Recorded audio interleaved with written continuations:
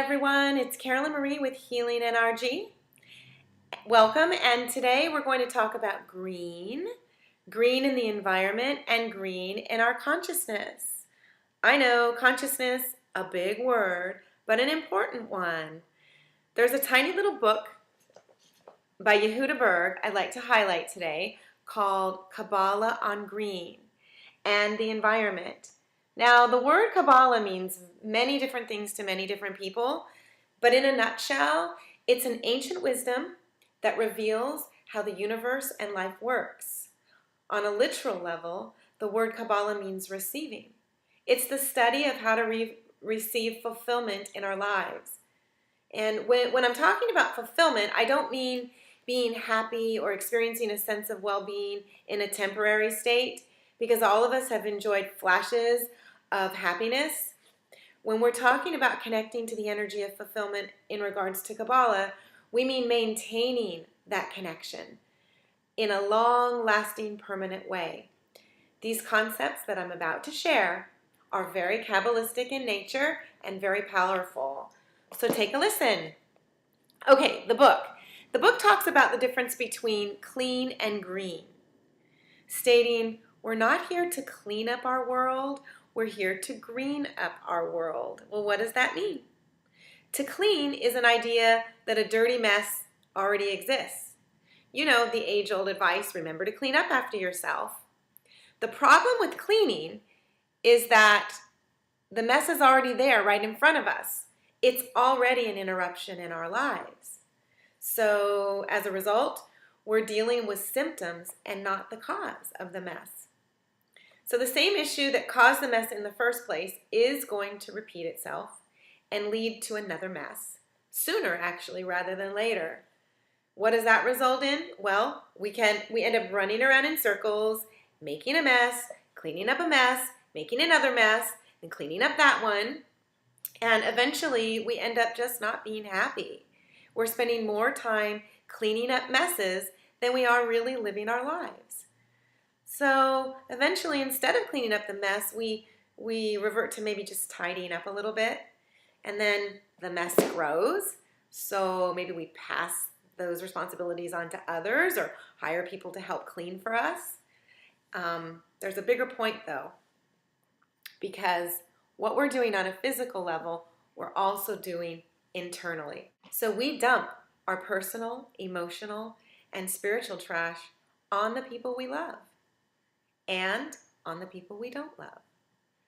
We do this in an attempt to clean up ourselves and our self-esteem. This results in everyone in the world on a global level walking around with lots of garbage deep inside of them. So then everyone starts dumping on everyone else. You see where this is going. This garbage continues to grow, and it starts permeating into our businesses and industries. The excess sewage and muck oozes and seeps into the media, the entertainment industry, politics, and organized religion. Finally, the garbage becomes so humongous that it spills into our environment because there's nowhere else on earth for it to hide. So, you know, if we are all interconnected, people in the planet, this connection achieves its highest state through our human consciousness. It is our actions and our thoughts that either maintain or disturb a natural balance, a balance in the earth, environmentally, and socially. Humankind, mountains, lakes, rivers, wildlife, and even the clouds and the ozones, we're all made up of one common substance, atoms. And the only difference, or the only reason that water looks different from a long-necked giraffe is because of the particular arrangement of those atoms. Toxic waste is also made up of atoms, as is a beautiful rose. The same way that we have the power to take 4 letters, let's say the letter L, E, V, and I, and rearrange them into the word live or the word evil, we also possess the power to manipulate and sequence those atoms to create either positive or negative energy.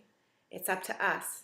When our consciousness is negative, when we are mistreating others, the atoms in the mountains, rivers, ozone layer are shifted out of sequence. It first begins in the realm of human consciousness, and then it appears on a physical level. Our consciousness interacts with the entire planet at every moment of every day. So, when we look at nature or a wild creature and we realize that it is part of the divine, part of the shattered consciousness that makes up the entire physical world, we actually elevate that creature, plant, or mountain back to its original pristine state of wholeness. And in turn, we achieve a deep sense of wholeness within ourselves. So if our actions are constantly in tune with this kind of wholeness or this kind of consciousness, we can repair the world with our eyes, thoughts, deeds, actions, and our behavior. This is a true holistic approach to healing. If you want to take this on a micro level, we can heal our mind, body, spirit, emotions, and even our finances with the same principle.